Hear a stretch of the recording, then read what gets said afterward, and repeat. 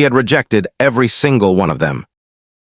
Generals, warriors, pack leaders from across 3-star systems, males who had trained their entire lives just for the chance to stand before her.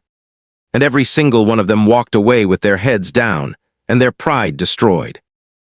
She was the alpha female of the Valkyrie, the most powerful wolf-kind species in the known galaxy. Her word was law. Her presence made entire fleets stop moving. When she entered a room, even the bravest soldiers forgot how to breathe. Nobody challenged her. Nobody questioned her. And nobody, absolutely nobody, had ever made her stop walking in the middle of a corridor and turn her head slowly like something had just reached inside her chest and grabbed her heart. Until the day a completely ordinary human janitor pushed his mop bucket around the corner of Deck 7. What happened next was something the entire Valkyrie Council tried to bury. Something the High Commanders pretended never occurred. Something that every single witness on that station agreed, without being asked, never to speak about again. This is that story. His name was Marcus Webb. 26 years old, 5 feet 11 inches tall, brown hair that never quite sat right no matter how many times he ran his hand through it. He had a small scar above his left eyebrow from falling off a bicycle when he was 9. He drank his coffee black because he had forgotten to buy creamer for 3 weeks straight and eventually just stopped caring. He owned exactly 2 pairs of shoes, one for work, one for everything else. He was, by every possible measurement, the most ordinary human being you could ever hope to find. Marcus had grown up in a small town in Ohio. Not the kind of town anyone ever talked about.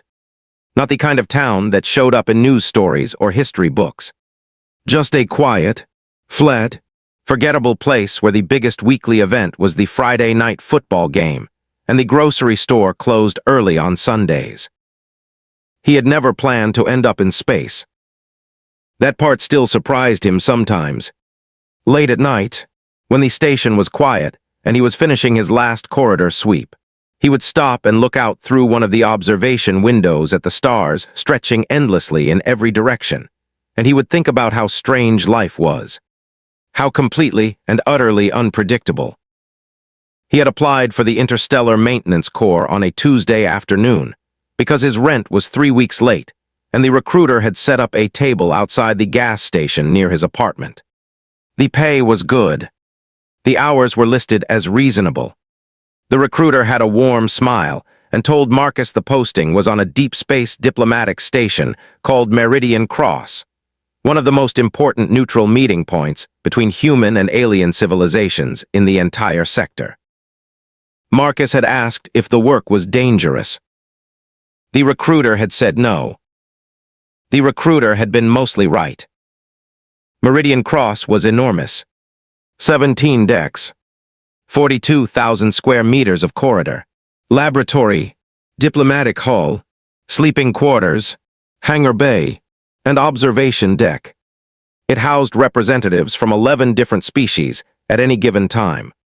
Humans ran the maintenance, the catering, and the lower administrative functions. Everyone else held the power. Marcus had understood that arrangement from his very first day. He had understood it without anyone needing to explain it. You learned quickly on Meridian Cross. You learned to keep your eyes forward, your head down, and your mop moving. You learned which corridors belonged to which species and at what hours. You learned that certain elevator banks were not for human use between 0600 and 0900. You learned to press yourself against the wall when a Valkyrie delegation walked past, because they moved like a single breathing storm, and they expected the path ahead of them to be completely clear. Marcus had seen the Valkyrie up close exactly 3 times before that morning. The first time, he had been cleaning a spill near the diplomatic wing, and 2 Valkyrie guards had walked past him so close that he could feel the warmth radiating off their silver fur. They were tall, much taller than any human, and they moved with a kind of controlled, liquid grace that made them seem like they existed in slightly slower time than everything around them. They had not looked at him. He might as well have been a cleaning cart. The second time, he had accidentally turned a corner and nearly walked directly into a young Valkyrie male who was standing in the corridor reading something on a data pad. The male had looked down at Marcus with amber eyes that seemed to glow faintly from somewhere behind the iris. He had said nothing. He had simply stared for exactly 2 seconds, then stepped around Marcus as if avoiding a piece of furniture. The third time had been from a distance, far down a long corridor, surrounded by guards and advisors and officials moving in tight formation. Marcus had caught a glimpse of her. He had not known who she was at the time. He had only known that something about the way she moved was completely different from everything else around her. Like the corridor itself was adjusting to accommodate her presence rather than the other way around. He had stopped pushing his mop for exactly 4 seconds before one of the passing guards glanced in his direction, and Marcus had suddenly remembered how to work again. That was 3 weeks before the morning everything changed. It was 0530 station time. The diplomatic halls were empty.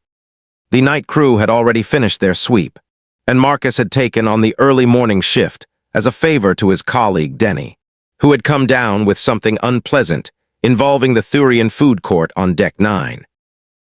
Deck 7 was quiet, almost perfectly quiet. Marcus liked it this way. There was something peaceful about these hours when the station belonged mostly to the hum of the ventilation system and the distant, barely audible pulse of the station's power core somewhere far below his feet. He turned the corner at Corridor Junction 7 Delta, and the entire world changed. She was standing alone. That was the first thing Marcus noticed, because a Valkyrie Alpha was never alone. Not in public corridors. Not at 0530 station time. Not anywhere on this station without at least 4 guards positioned within visual range, and 2 more outside the nearest door. But she was alone. She stood near the large observation window at the far end of the corridor, her back partially turned to him, looking out at the stars. She was dressed in her formal ceremonial robes, deep blue fabric that caught the ambient light from the corridor panels and seemed to hold it, like the cloth itself was alive. Silver-white fur framed the edges of her face and ran along her arms. Her tail moved slowly, barely, the way flame moves when there is almost no wind. Her name was Commander Alpha Seravin, first daughter of the Valkyrie High Council, supreme military authority over the entire 4th Sector fleet, holder of 14 ceremonial titles that Marcus could not have pronounced even if someone had handed him a written guide. She was, according to the station's diplomatic briefing documents that maintenance staff were technically required to read and practically never did, the single most powerful individual currently aboard Meridian Cross. Marcus did not know any of this. All he knew was that a very tall, very still, clearly important wolf person was standing at the end of his corridor, and he needed to decide in the next 2 seconds whether to back away slowly or simply do his job. He chose his job. He started pushing the mop again. Slowly, carefully. He kept his eyes down. He tracked his path along the left wall, well away from the center of the corridor, the way he always did when he was sharing a space with anyone who outranked him, which on Deck 7 at most hours meant almost everyone. He was perhaps 12 meters away from her when she moved. It was not a dramatic movement. She did not spin around. She did not reach for a weapon. She simply turned her head slowly, precisely, the way you turn your head when something reaches you before you fully understand what it is. Her nose moved first.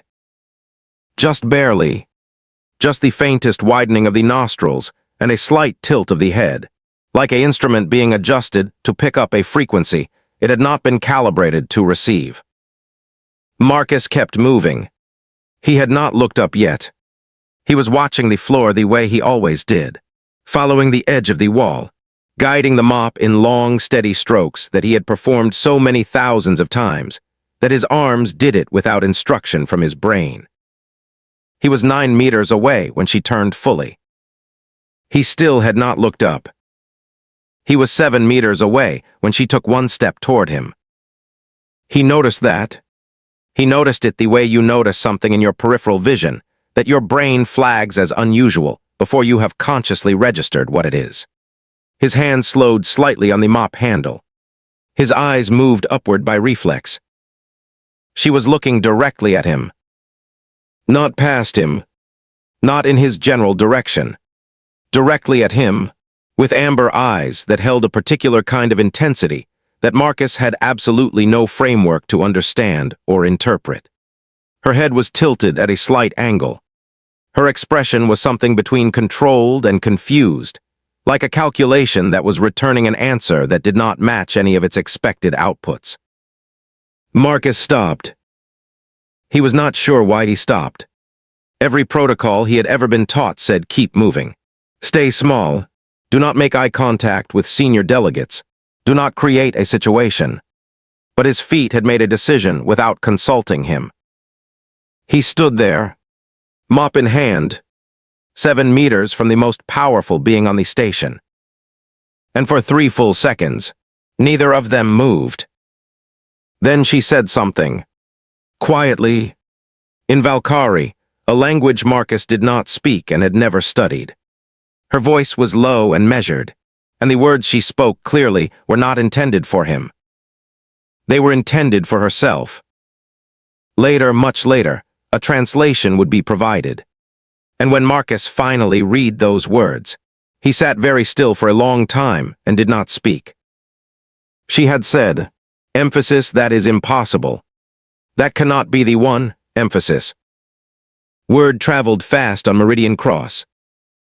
Not through official channels, not through the diplomatic communication networks, or the interspecies coordination systems that the station administrators spent considerable energy maintaining. It traveled the way all genuinely interesting information travels, quietly, between people who were not supposed to be talking about it, in break rooms and service corridors, and the narrow back passages that connected the maintenance levels to the rest of the station.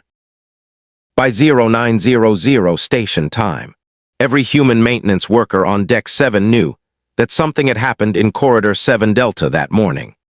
By 1100, the story had reached the catering staff on Deck 4. By 1400, it had found its way to the lower administrative offices. The story, as it traveled, was simple. Marcus Webb had been doing his morning sweep.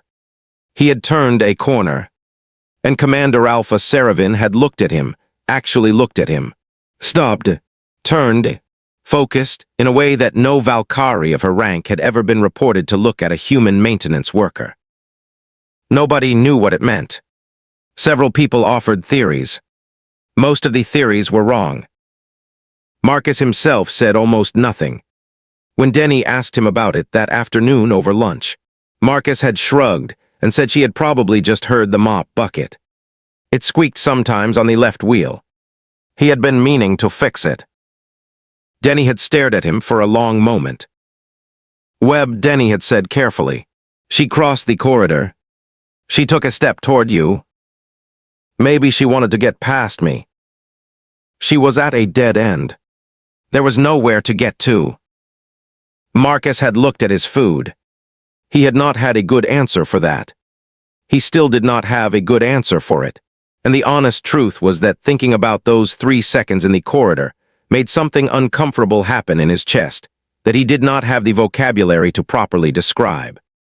So he had decided, in the practical and uncomplicated way, that he decided most things, not to think about it. This strategy lasted approximately 4 hours. At 1820, he received formal notification on his station communicator. Plain text. Station header at the top. 3 sentences. Emphasis Maintenance Staff, Member Marcus Webb ID, HMC 4471, is requested to present himself at Diplomatic Briefing Room 7C at 0800 hours tomorrow morning. Attendance is NON optional. Smart uniform required, emphasis. Marcus read it twice. Then he looked up the location of diplomatic briefing room 7C. Then he sat on the edge of his bunk for a while staring at the wall. Smart uniform. He owned one. He had worn it exactly once, for the initial station orientation ceremony 18 months ago. He found it at the back of his locker, still folded, slightly wrinkled. He hung it up and hoped the wrinkles would fall out overnight. He did not sleep well. At 0800 the next morning, he arrived at briefing room 7C to find 3 people already waiting inside. 2 were human, station administrator Holloway, a sharp-eyed woman in her 50s who managed all interspecies diplomatic logistics, and Dr. Fenwick from the Cultural Integration Office, who was holding a data pad and looked like he had also not slept.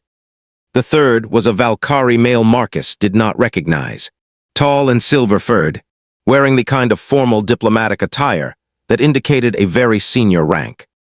He stood near the back wall with his arms folded and his amber eyes fixed on Marcus from the moment the door opened. Administrator Holloway spoke first. Mr. Webb, thank you for coming. Please sit down. Marcus sat down. He put his hands on the table. He noticed they were very steady, which surprised him, because everything else about him felt the opposite. I want to assure you, Holloway said, in the tone of someone assuring a person of something that may not actually be assuring, that you have done nothing wrong. You are not in any trouble. This meeting is informational. Informational, Marcus repeated. Yes. About what? Holloway and Dr. Fenwick exchanged a look. The Valkyrie male near the back wall unfolded his arms and clasped his hands behind his back. About you, Holloway said, and about what Commander Alpha Saravin believes she detected in Corridor 7 Delta yesterday morning. The room was very quiet. She is requesting, Holloway continued, choosing each word with visible care, a formal audience, with you specifically, and she has invoked the 7th Diplomatic Accord to make that request binding. Marcus looked at her. What's the 7th Diplomatic Accord? He asked. It was Dr. Fenwick who answered. In the voice of a man reading from a document he wished described something different. It's the agreement that allows an alpha-ranked Valkyrie to formally pursue a confirmed bond recognition, without interference from any station authority, human or otherwise. The room remained quiet. A bond, Marcus said slowly. Yes. Like a diplomatic bond. A working relationship. Some kind of. No, said the Valkyrie male from the back of the room. His voice was deep and precise, and carried the particular tone of someone who had no interest in softening anything. Not a diplomatic bond. He paused. A life bond, he said. She believes you are her recognized mate. Marcus did not speak for a very long time. The 3 people in the room waited. Administrator Holloway kept her expression carefully professional. Dr. Fenwick looked at his data pad. The Valkyrie male, who had introduced himself, eventually, as senior advisor Korath, the Commander Alpha's most trusted diplomatic aide, watched Marcus with the composed, unreadable patience of someone who had delivered complicated news before and understood that humans required time to process it. Outside, the station continued its morning routines. Somewhere down the corridor, a cleaning cart squeaked past. Marcus noticed the sound. He thought about his own cart. He thought about the mop. He thought about the left wheel that he still had not fixed. Let me make sure I understand this correctly, Marcus said at last. His voice was very calm, which he found interesting given that nothing inside him was calm at all. The Commander Alpha of the Valkyrie 4th Sector Fleet, the most powerful person on this station, believes that I, the janitor from Ohio, am her mate. Recognized mate, Korath corrected precisely. The distinction matters under Valkyrie law. A recognized bond is not a choice.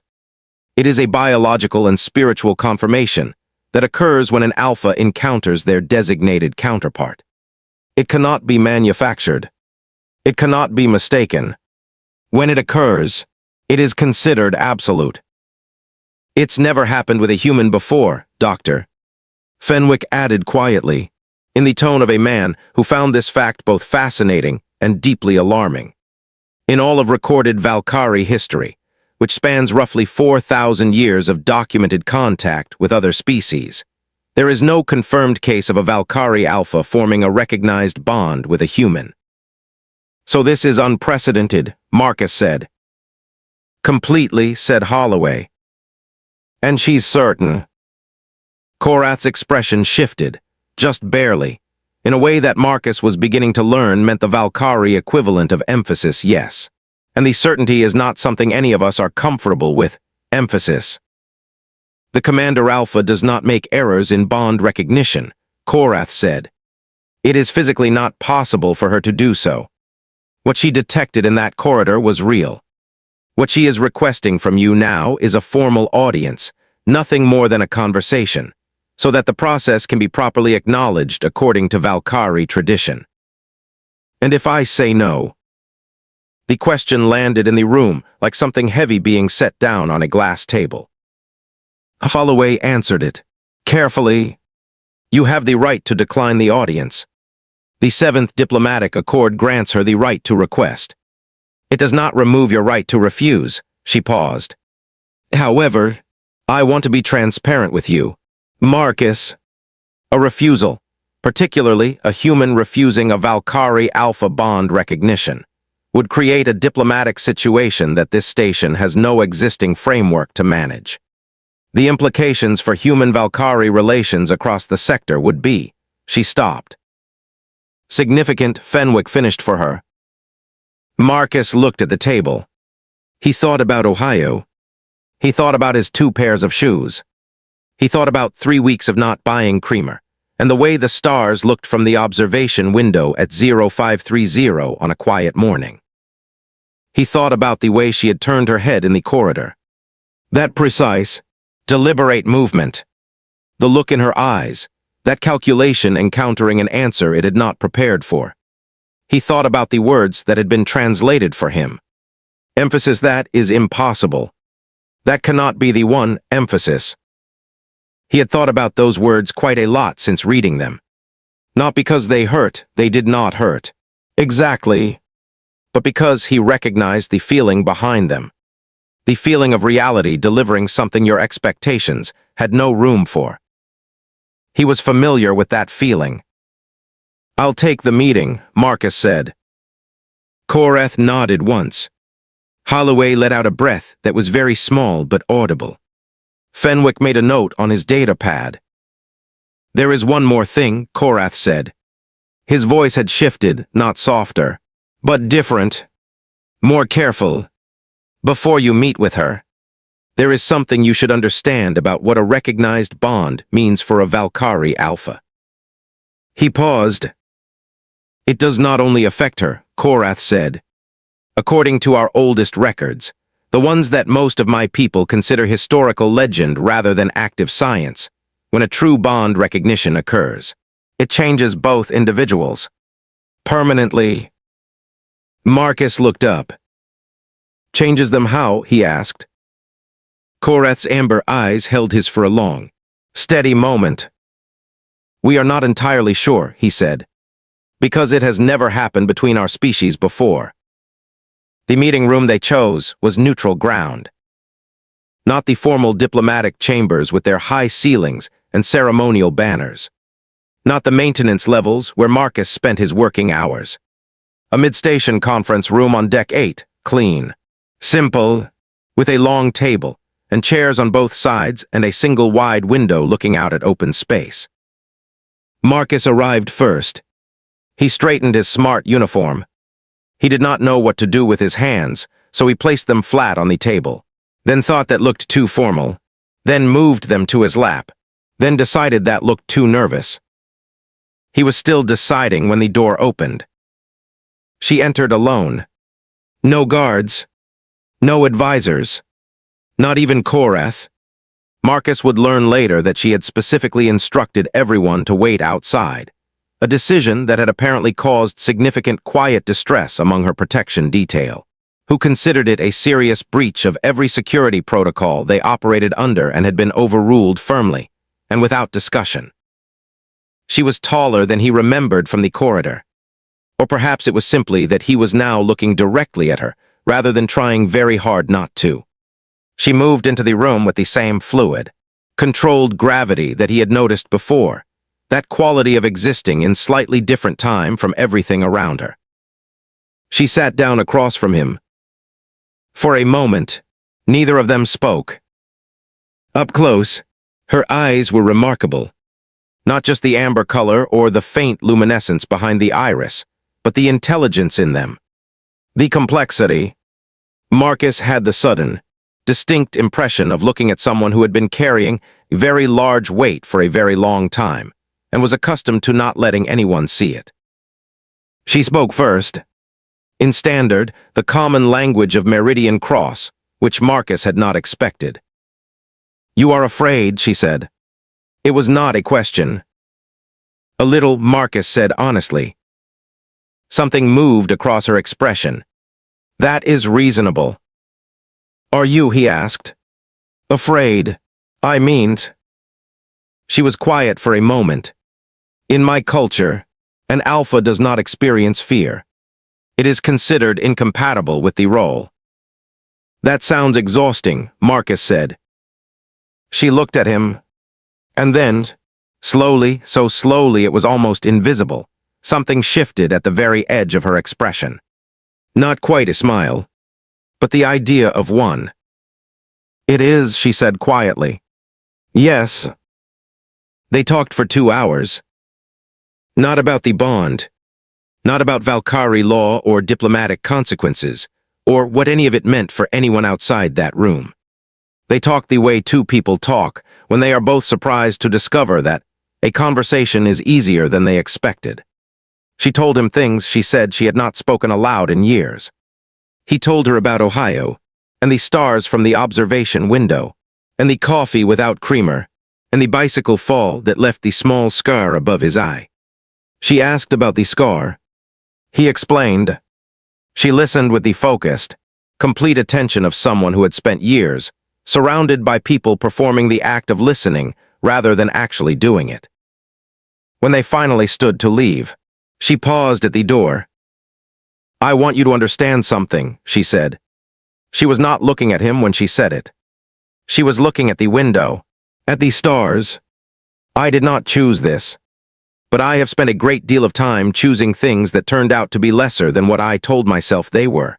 She paused. "I do not know what this is. I do not know what it will become, but I know that it is real." Marcus stood beside her and looked at the same stars. "I'm a janitor from Ohio," he said. "I know," she said. "That doesn't bother you." She turned and looked at him directly. Those amber eyes, steady and complex and completely honest. "What bothers me," she said, "is that I wasted 14 years looking for something in all the wrong directions, when apparently it was simply waiting on deck 7. Marcus looked at her for a long moment. "My mop wheel squeaks," he said. "I've been meaning to fix it." "Do not fix it," she said. And this time, it was not almost a smile. It was one. Here is what none of the official records ever stated directly. 6 months after that meeting, the Valkyrie High Council reviewed the case. They expected to find an anomaly, a misfire of biology, diplomatic inconvenience to be quietly resolved.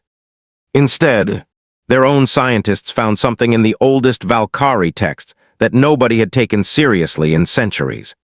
A passage that described the rarest form of bond recognition, not between two beings of equal power, but between a being of absolute authority and one of absolute stillness. The ancient Valkyrie had a word for it. It translated, roughly, as the balance point, the idea that the most powerful soul in any system will always seek the one thing it cannot generate within itself. Come, ordinariness, peace. Marcus Webb never did fix the mop wheel. And on the mornings when Saravin walked with him on Deck 7 before the rest of the station woke up, she said the sound of it was her favorite thing on the ship. So let's bring this back to where we started. She had rejected every general, every warrior, every powerful male across 3-star systems, and the one being who stopped her in a corridor, the one her ancient biology and her exhausted soul recognized above every other, was a quiet, ordinary human from Ohio with wrinkled smart uniforms and unsqueaky ambitions. Sometimes the most powerful beings in the universe are not looking for more power. They are looking for one person who sees them without the weight of everything they carry. One person who asks if they are afraid instead of pretending they are not. And sometimes that person is exactly who nobody expected. If this story moved you, hit the like button right now. It genuinely helps this channel reach more people who love stories like this one. Subscribe so you never miss the next upload. And drop a comment below telling us, what do you think the ancient Valkyrie term, the balance point, really means? We have more HFY stories coming that will absolutely shake you. The next one involves a human prisoner, an alien empire, and a single act of kindness that changed a war. You do not want to miss it.